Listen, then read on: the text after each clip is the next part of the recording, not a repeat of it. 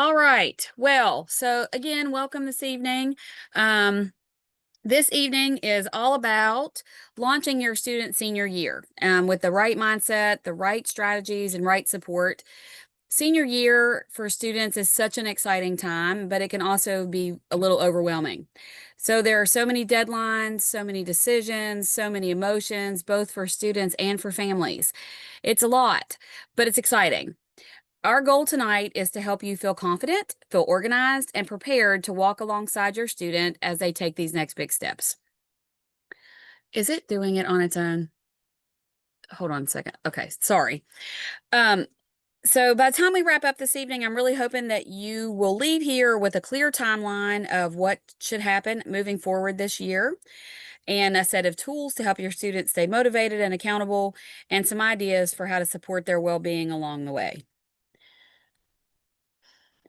So, let's start by naming the purpose of tonight. Your senior year is a turning point, the time for major transitions and choices. It's exciting, but can also feel like a whole lot all at one time. That's why we're here. We want to help you and your student move into this year with confidence and have systems to stay organized and with the right support so that you never feel like you're going through this alone. Tonight is all about setting the stage for success, both academically and emotionally.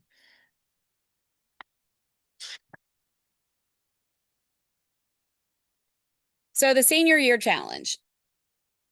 Senior year is a big deal for students and for families. There's excitement about what's coming next and also stress about deadlines and choices and the unknown.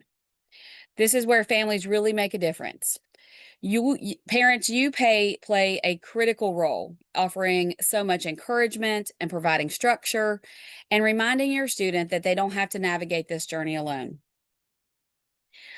If you can remember when you were seniors, you knew that it was so exciting and it was such a different place to be than when you were an underclassman, but knowing that the end was so close was both exciting and nerve-wracking all at the same time. So, part of this process is to hopefully change our mindset. And so, the way that we want to look at college or anything post secondary, whatever that looks like for your student, is making the shift in transition from if I go to when I go. Because a lot of times, just changing that wording and changing that understanding makes the biggest part of the difference. Because we go from being something that I might do to something that is attainable and expected, whatever that looks like for your student. A college going mindset also means building resilience. Senior year is full of so many challenges that our students will face and pressure to keep their grades up, to meet deadlines, and to make these really big decisions that will be life changing. And to do it with the comfort of knowing that our parents and our families support us and support the direction that we're headed, and know that we always have a soft place to land back at home with mom and dad, with grandma and grandpa, with all of the people that love us the most. And as families, we hope that we are here to support you to be able to say to your students, this is a challenge, but we know that you can do it and you are up for that challenge. Fears and doubts. So, of course, along with excitement comes some fears and some doubts. We're human, right? Our students are human. And many students worry that they're not college material. And so some parents worry about money. I think we all worry about money. And others worry if their child will succeed so far away from home. These fears are completely normal. But tonight is about naming them and tackling them together. Resources exist, so many out there. Gear Up is a huge resource for you and all of parents and all of our students. And as families, you have a powerful role to play in creating a home culture that says we believe in you and we're here to support you. That message can quiet doubts and give your students the courage to take the next step. All right. So, on a timeline, September and October are so important in the life of a senior in high school. So many things that have to get accomplished. This time is when students should be finalizing their list of colleges or career programs. Are we looking? Have we done any research? If we know that, we look at places like WVU because look, Saturday was a great exciting time and that football game was super exciting. But is WVU a good fit? Does it have the program that your child wants to major in?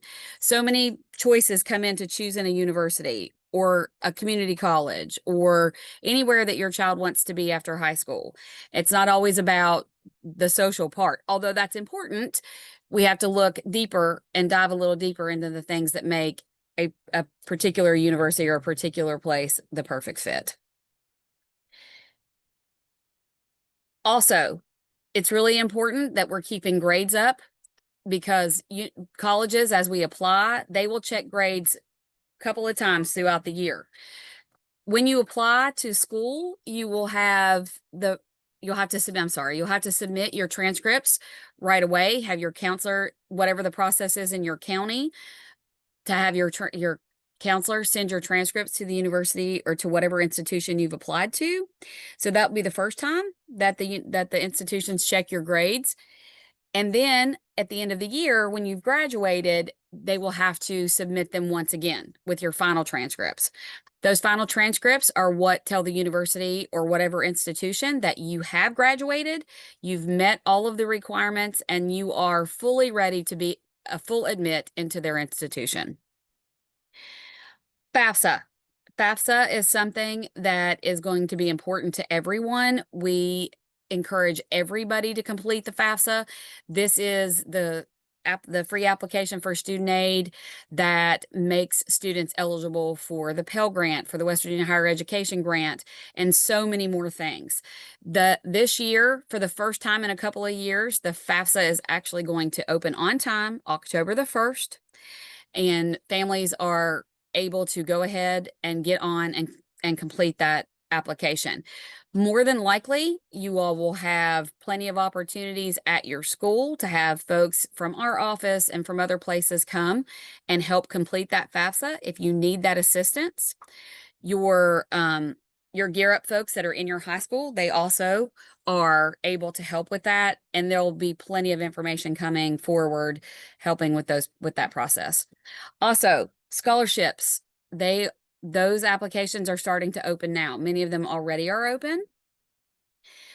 This is a time where you want to encourage your students to be talking to their counselors and finding out what scholarships are available. More than likely, your counselors are keeping a list of scholarships and the links to apply to them, and oftentimes the information of what they need to be eligible for each scholarship. Most counties have scholarships that are specific to that county. There are also ones that are specific to our state. There are hundreds, literally hundreds of scholarships out there if you start to look.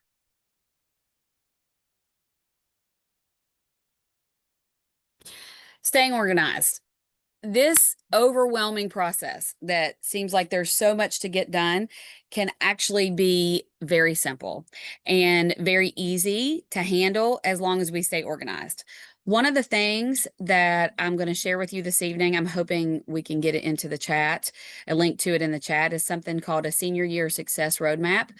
And it is a month-by-month guide that with little checkoffs that you can see that can help you keep organized and make sure that we are getting things done in a timely manner in the time frame that they need to be completed.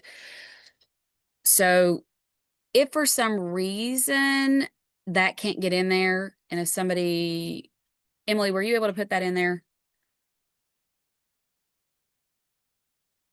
Yes, both documents are linked in the chat. If you scroll up a Great. little ways, they're there. You will find the FAFSA checklist Oh, and great. the senior year success roadmap are linked up at the top of the chat. Perfect. Thank you so much. So that hopefully that success roadmap will be something that will be beneficial to you and helpful.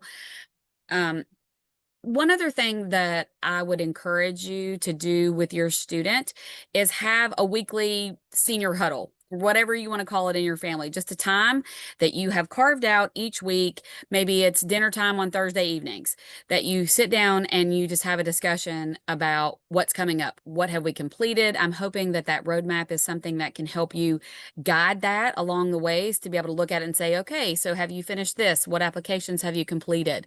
Where are we? What recommendations do or have we asked for already, just to sort of keep everybody on the same track. That way, this process is less overwhelming and easier to bite off bite by bite, step by step. So when it comes to applying to institutions, we want to be smart about what we do.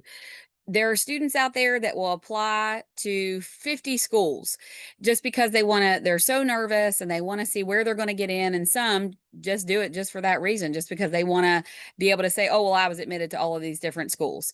But really, I would encourage you for quality over quantity. Make a list of, 5 to 8 schools that you are really interested in, or if you have a better handle on it right now at this point in time in the year and you think you've got a good list at 3 to 5, that's good too.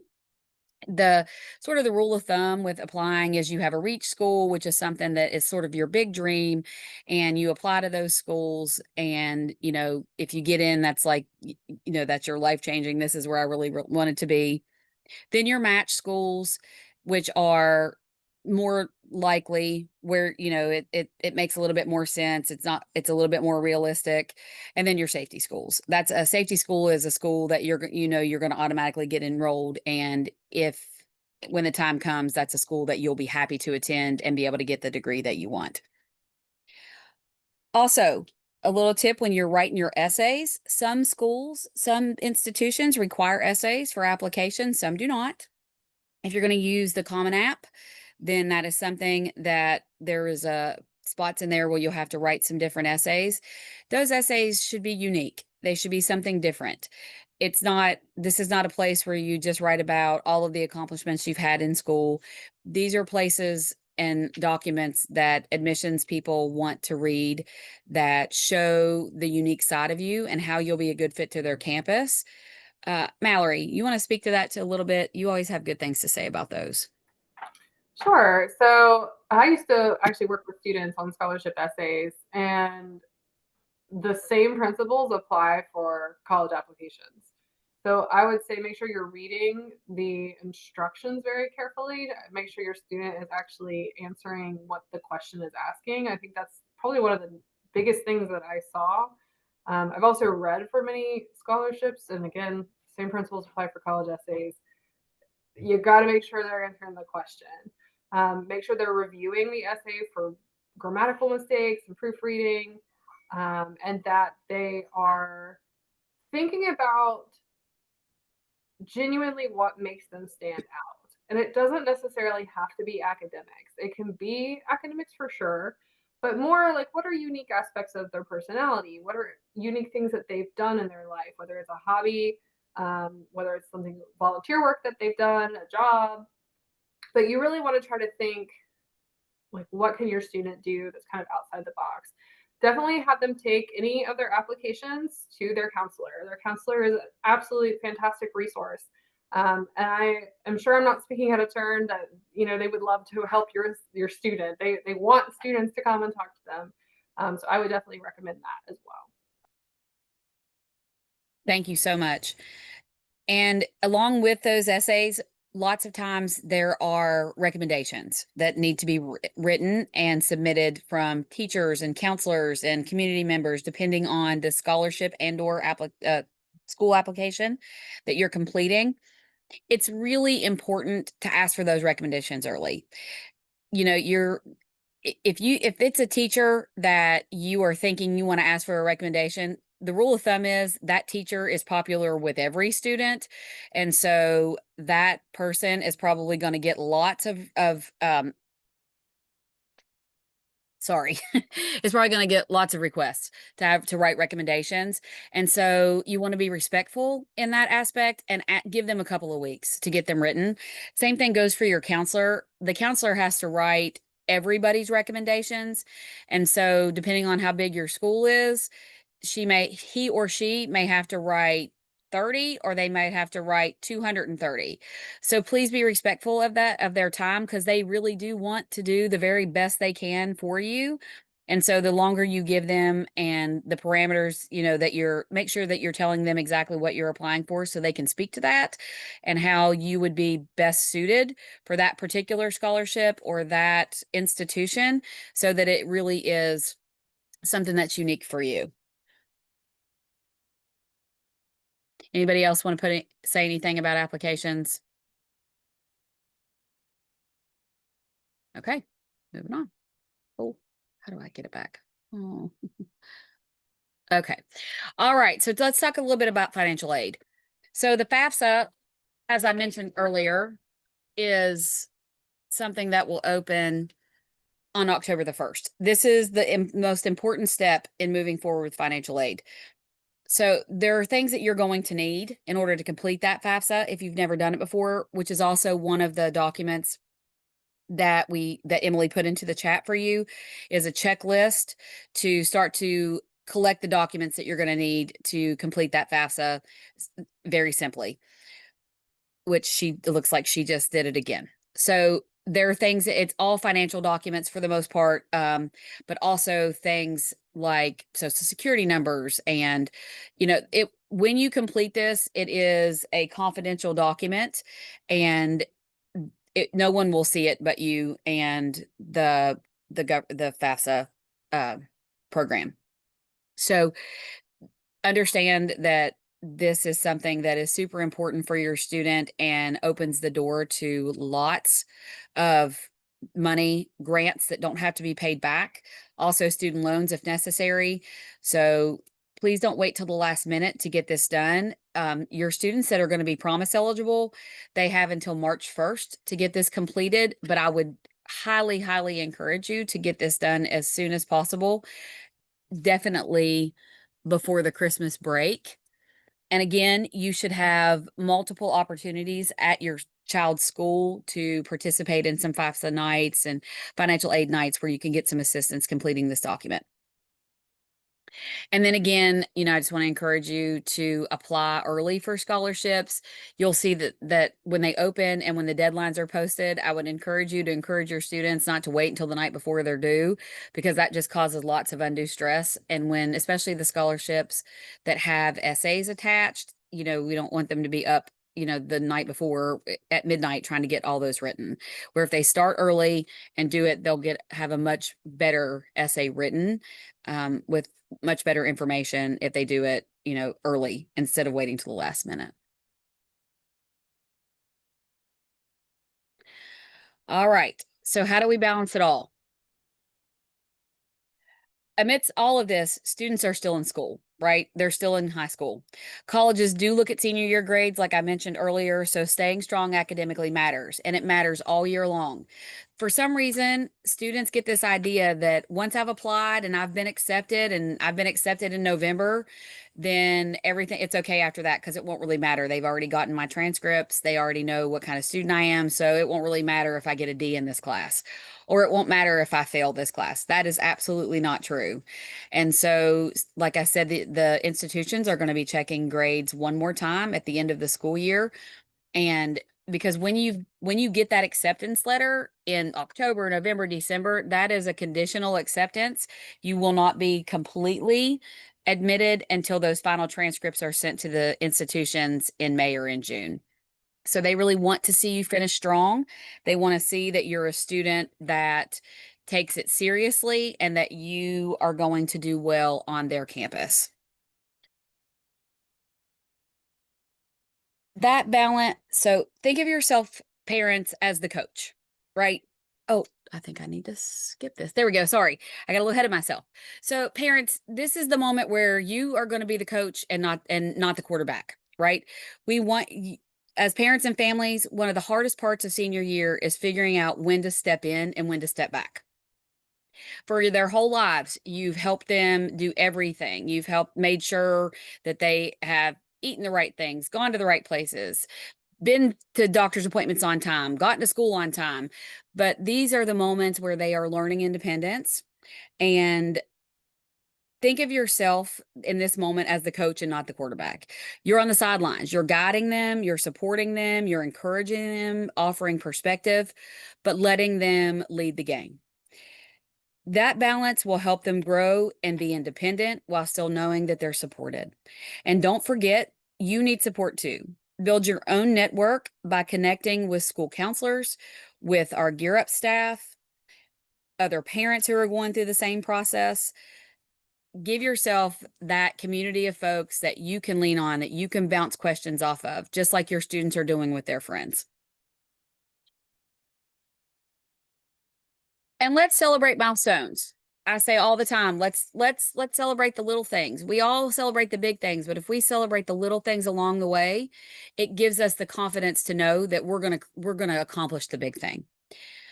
One of the most powerful motivators is celebration. And so when we celebrate milestones, whether they're big or small, it makes a difference.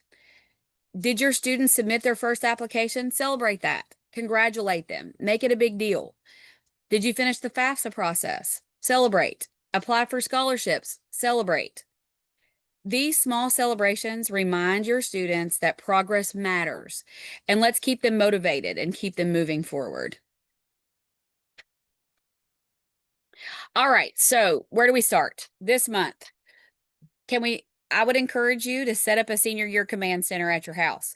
Have a place where you keep all of these things that are central to your student's application process, whether it's your desk or it's a counter in your kitchen or it's whatever place works best in your house, but it's where you keep everything. So nobody is ever feeling stressed out when it's time to sit down and work on something and they can't find this document or this piece of paper, or, oh, mom, what did I do with, this explanation of this scholarship? We know that it's always going to be in this one singular place when it's time to sit down and do it. And another thing that I would encourage you is to do at least one campus or career exposure activity together. Your students have had, more than likely, the opportunity to go to campus visits with their high school.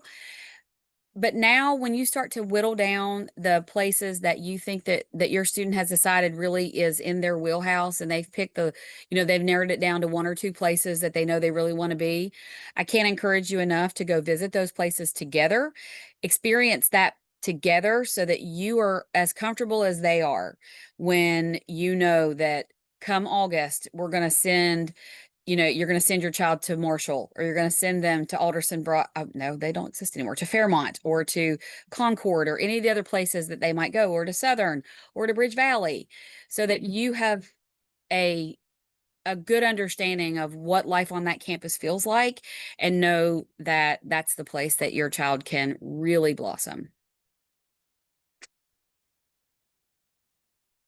So looking ahead, we have scheduled one of these webinars once a month for all 9 months of the school year.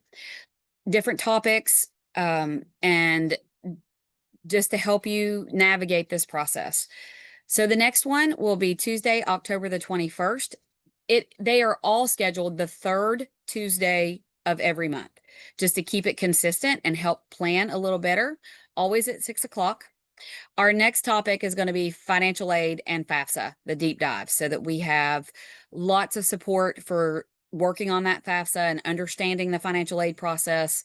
And I will probably have some folks from one of the universities, one of the colleges, join us so you can ask some really in-depth